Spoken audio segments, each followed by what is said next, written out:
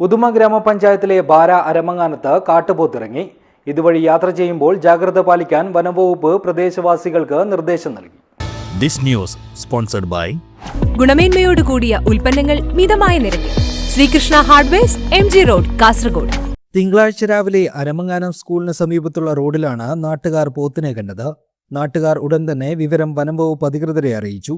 രാവിലെ കാണപ്പെട്ട പോത്ത് പിന്നീട് എങ്ങോട്ട് പോയെന്ന കാര്യത്തിൽ വ്യക്തതയില്ല.